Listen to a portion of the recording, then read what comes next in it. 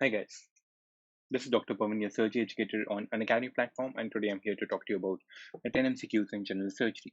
Let's revise this 10 MCQs in general surgery. Okay, so let's start.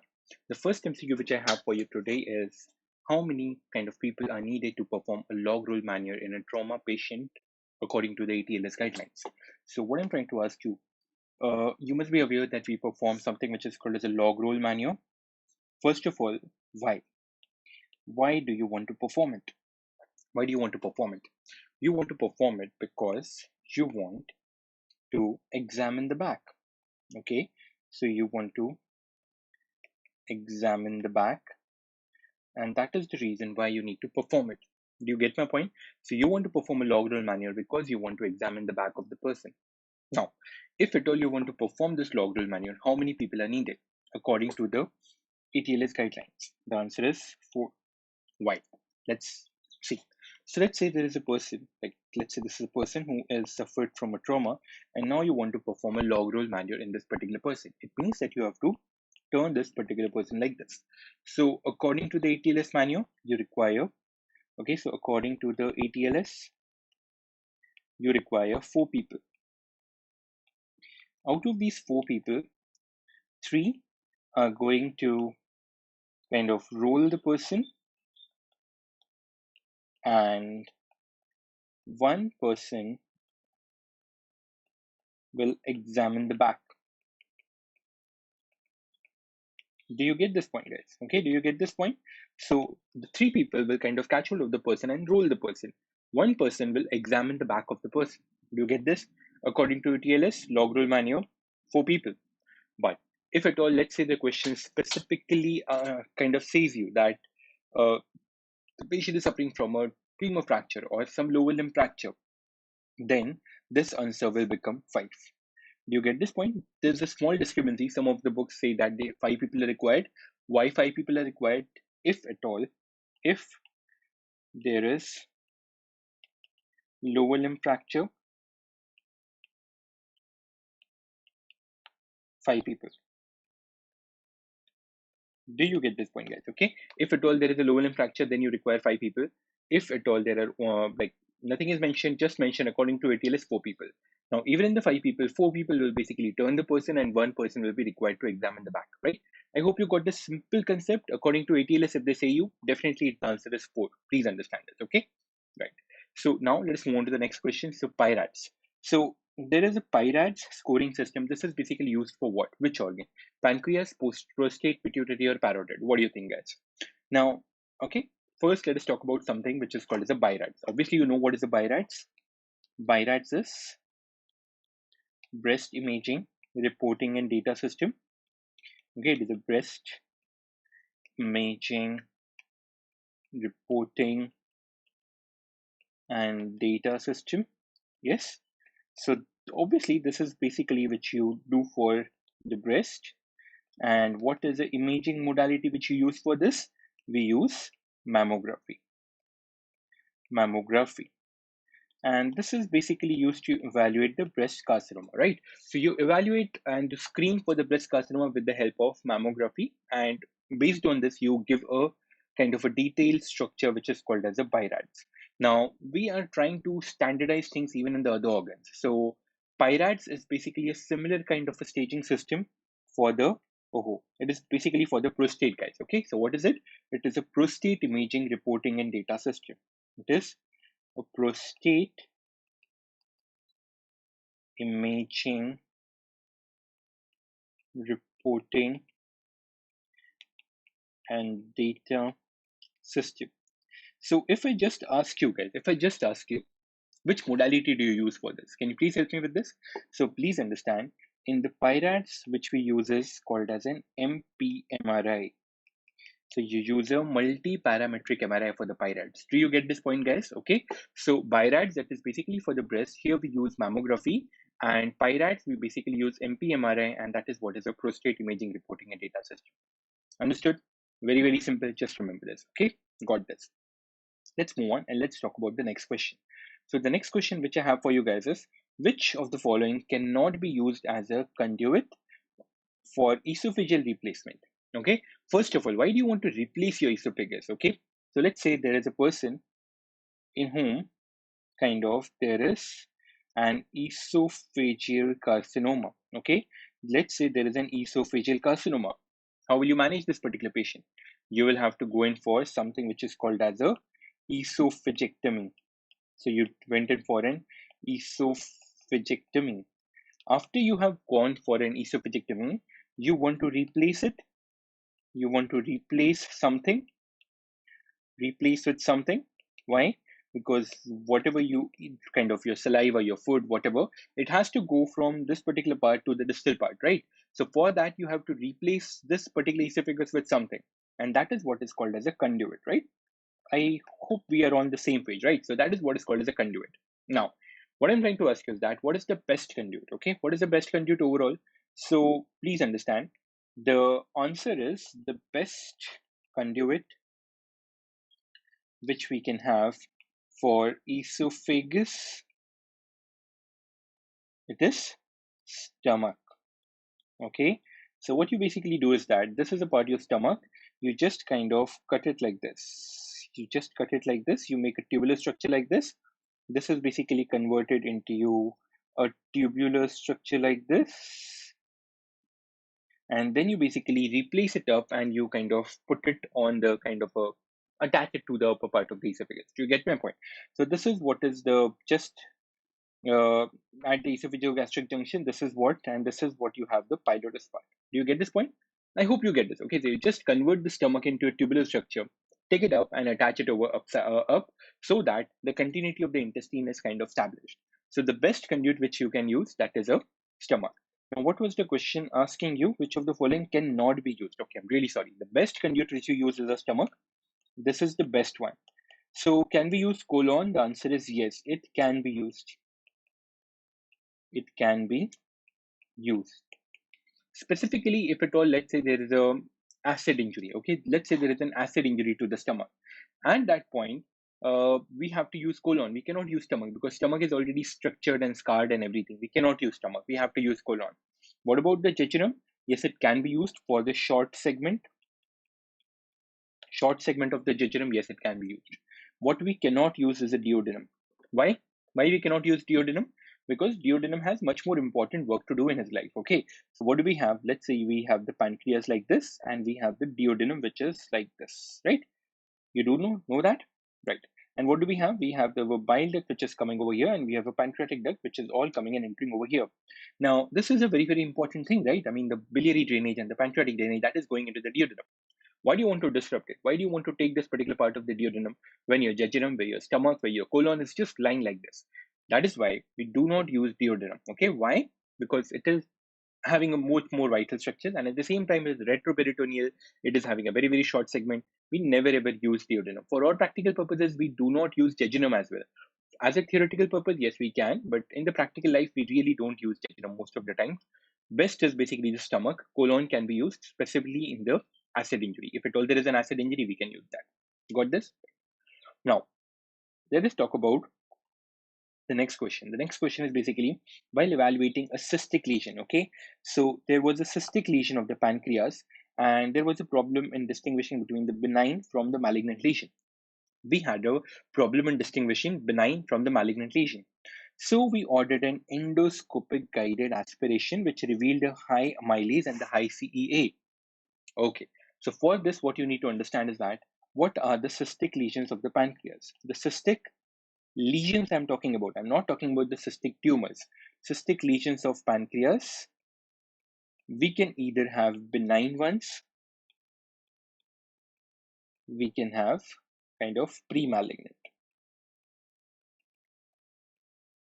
So in the benign category, there is only one, which is basically the pseudocyst.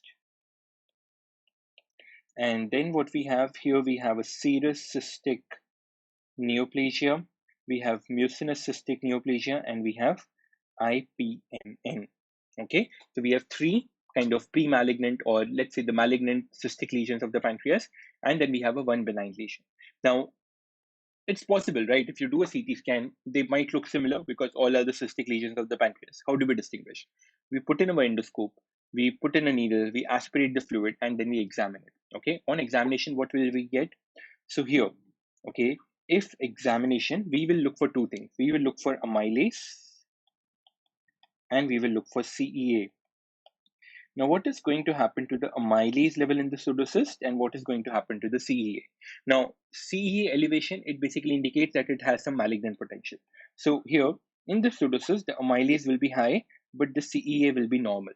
Okay, understood? So amylase is high because it is having a continuity with the main pancreatic duct. What about the serous cystic neoplasia? Here, the amylase is normal and the CEA is also normal.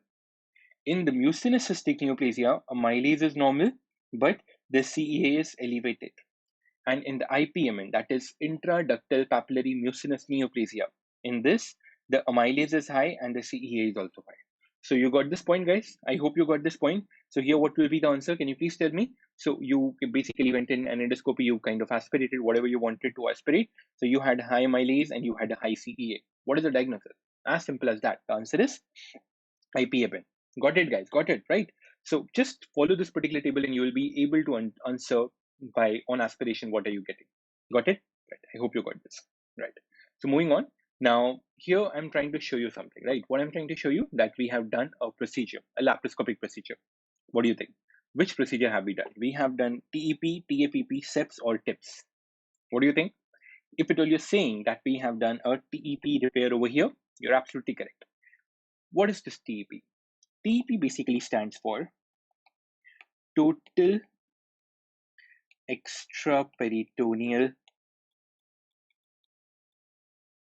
repair. Okay, extraperitoneal repair, which we basically do for the hernia surgeries. Definitely. Why do you do this? You do it for the hernia, right? So let us understand how exactly is this. So what we have done is that, let's say this was your umbilicus or something. You just put an incision, you go inside. Inside, you reach till the sheath. You cut the sheath, you go below the sheath. What is present below the sheath? You have a peritoneum. Everybody is okay with this? So what do we have? The topmost layer is the skin, then we have some amount of the subcutaneous tissue and everything, and then we have the sheath. Below the sheath, what do we have? We have a peritoneum. So what you're basically doing over here, we are basically cutting through the skin, we are cutting through the subcutaneous tissue, we are cutting through the sheath. And then what we are doing, we are entering inside, and then we are trying to create a space between the sheath and the kind of peritoneum. Do you get this point? This blue color is the sheath, and this is what is a peritoneum. Got this, guys? So we are basically trying to create a kind of space between the sheath and the peritoneum. How? So I hope you're able to appreciate this. What is this? This is a balloon. Okay, what is this? This is a balloon which we are kind of trying to put inside here. So this is a balloon which we are trying to put, and we are trying to inflate the balloon. After inflating the balloon, what we get? We get a space over there. Okay, so in this space, you will put in your instruments and everything, and now you will operate in this particular space. That is what is called as a total extraperitoneal repair. I hope you got this, guys. Okay, so just below this, there is a peritoneum. The advantage is we are not entering into the abdomen, so we are not kind of fidgeting with the intestines and everything, and that is why the stricture and everything will not form. Yeah, additions will be very, very less in this. Okay, I hope you get this point, right? So that is what is called as a TAP. Now another surgery for the hernia repair, that is an TAPP. What is this TAPP? This is trans-abdominal pre-peritoneal repair. Just remember this. It is trans-abdominal pre-peritoneal repair.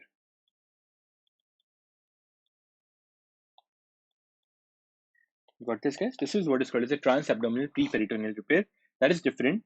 Here you enter inside the peritoneum, you kind of go till the inguinal region, and then you kind of do the surgery and you keep your mesh in the pre-peritoneal area. That is what is called as a TAPP. I hope you got this point, guys. Okay, everybody understood this? Right.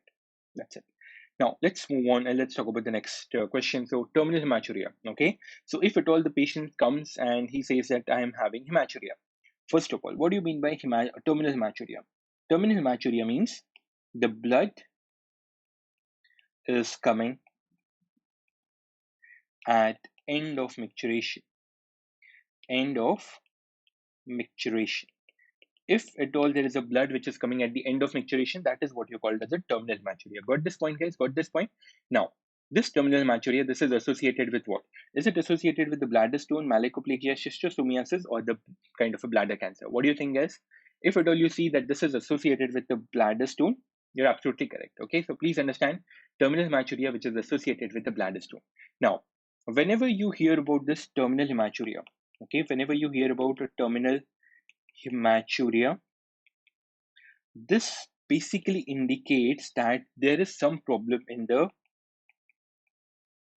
bladder neck or the posterior urethra.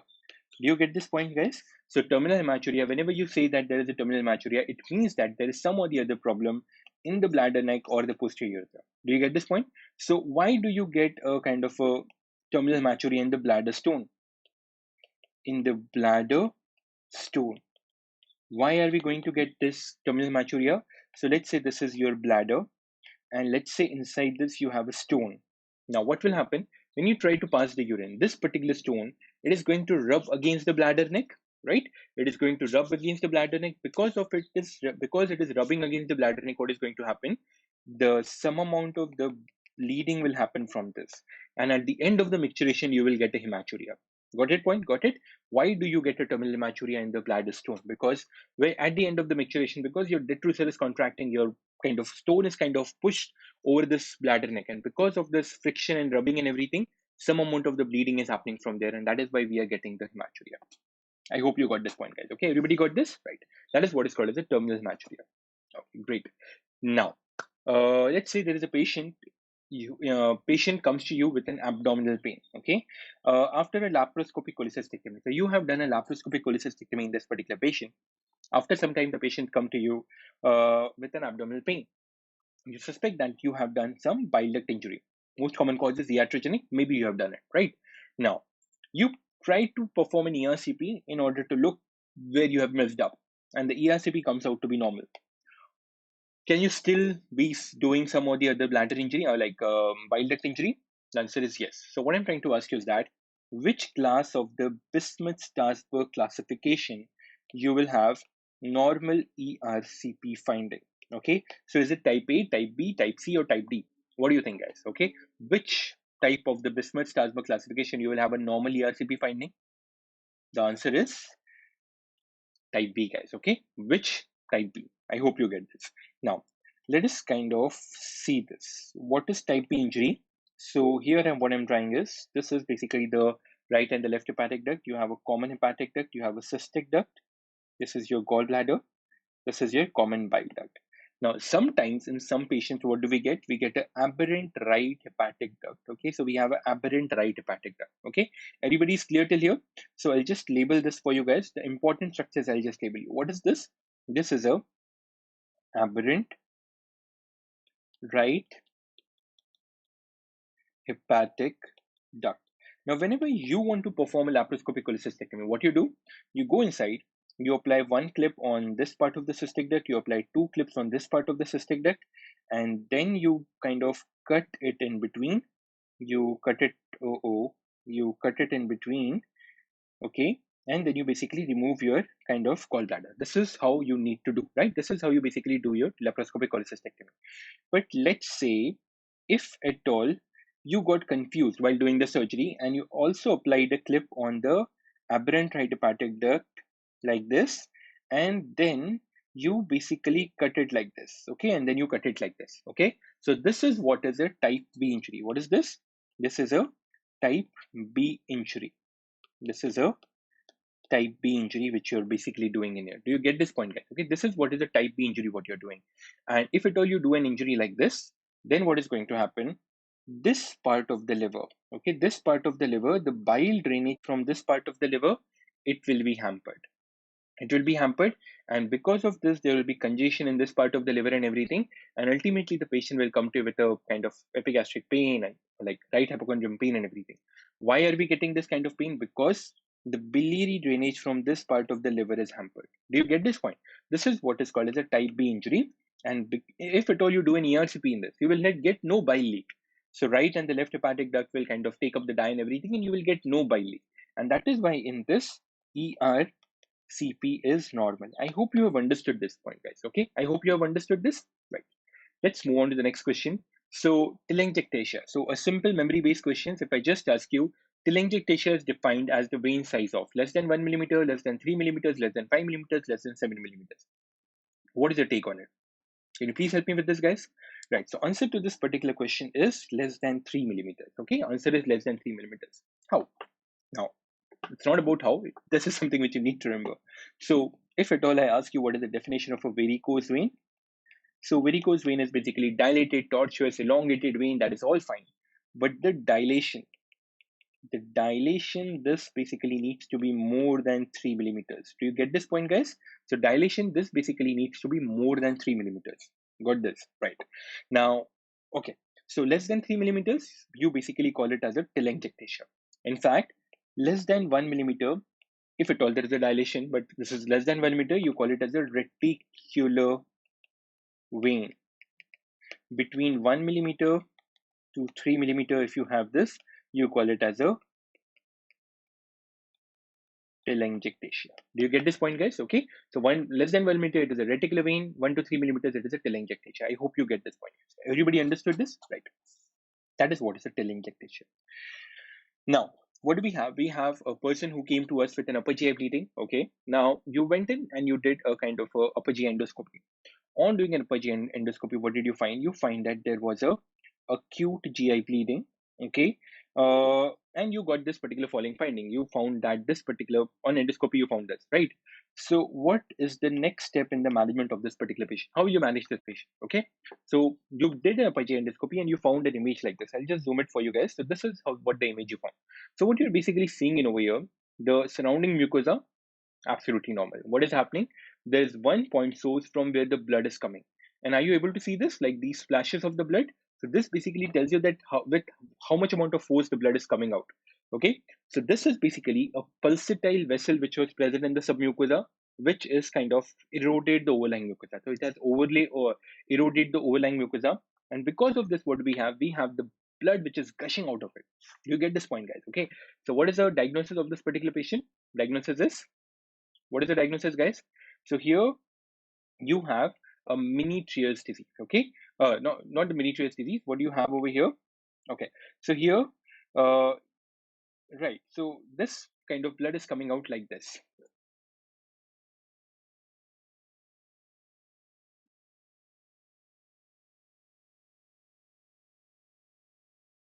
Okay, so what do you have basically over here? You have a Dieulafoy's lesion. Okay, what is the diagnosis over here? It is a Dieulafoy's lesion. So what you basically get over here, there is a submucosal pulsatile vessel which has basically eroded the overlying mucosa, and because of this, the kind of blood is gushing out of it. So how will you basically manage this, guys? You will have to go in for a cauterization. Okay, first you will have to go in for a cauterization because you have put in your endoscope, you're seeing the blood coming out of it. So you have to go in for a cauterization. If at all this cauterization fails, you can go in for an angiographic embolization. If at all this fails, you will have to go in for a wedge resection of the stomach.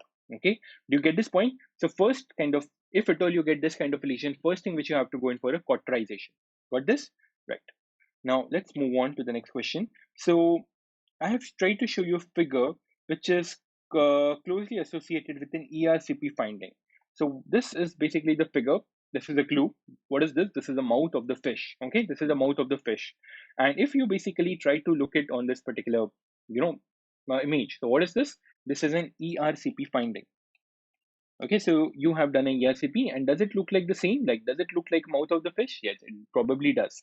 So what you're basically seeing over here, you are seeing a fish mouth appearance. So if at all you get this kind of an appearance on the ERCP, what is the diagnosis? Is it a mucinous cystic neoplasm, IPMN, serous cystic neoplasia, or the pseudocyst of pancreas? So guys, answer to this particular question is, it is IPMN. Okay, please understand. This is again an intraductal papillary mucinous neoplasia. Very, very important. Okay, so what is this? This is an intraductal papillary mucinous neoplasia. Right. So what you need to understand is that IPMN, in this what you get a fish mouth appearance. What do you get? You get a fish mouth appearance in the IPMN. Got this point, guys? Got this point? Right. Why? Why do you think? Why do you get this?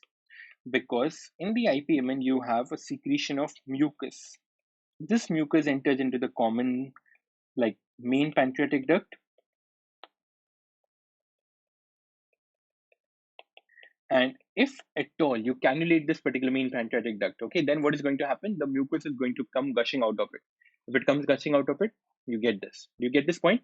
So this is what is a fish mouth appearance which we get in the patients with the IPMN. I hope you got this point, right? So guys, this is for today. I hope you enjoyed this particular session. I hope it added some value to your life. And thank you so much for attending it. If you have any kind of comments or feedbacks or something, please do leave it down in the comment box. And I know that you guys keep on attending multiple MCQ sessions on this particular platform. One of the ways in which you can assess yourself is that as the kind of teacher is kind of putting up the MCQs, you can evaluate yourself. Like you can sit with the paper and pen, you can write it down, and then like you can write your answer, and then you can evaluate whether you did it right or wrong. And we will be more than happy to kind of hear back from you guys. Your scores, if you want, you can share your scores on the comment box, and then yeah, like we'll have a kind of recorder. I mean, it will be fun. It will be kind of a game or something. So if at all you feel feasible, you can follow this from the next session or something like that. Another thing, I hope this particular session added some value to your life. Now, guys, we are coming up with lots of structured courses on our Plus platform. We have already launched our concise course. We have coming up with a crash course. We are coming up with the MCQ marathon. All of these for the revision. We are also planning a 6-month AIMS course. So all these courses are basically being planned taking into consideration your NEET PG 2021 and your November and December Central Institute exams. So if at all you wish to be a part of our platform, just go down in the link, just click there. You will be directed to my particular page. You can explore all the courses published by me, as well as you can have a look at the other educators. Multiple courses, great courses being published there. If at all you wish to be a part of it, you can try to use my promo code. My promo code is dr.pawan. If you use this, you will get around 10% discount on whatever subscription you take. So at this moment, if at all, let's say you take 6 months subscription, you will get it in close to 16K, I guess, which is, and the value which it will add to your life, it will be very, very massive. So I'm not saying this just because I'm a part of this particular platform, but I personally feel that it will help you in revising stuff in the last period of your preparation and everything. You can assess it for yourself, and I hope it will be helpful for you. Right. Thank you so much, guys. You join or you don't join, we'll keep seeing you on this particular special classes and everything. I hope it added some value to your life. And yeah, see you in the next time. And yeah, as you're here, give it a thumbs up and just subscribe to our channel so that you don't miss any of the content which is being shared on this particular channel. Thank you so much, guys. Have a great day. Bye.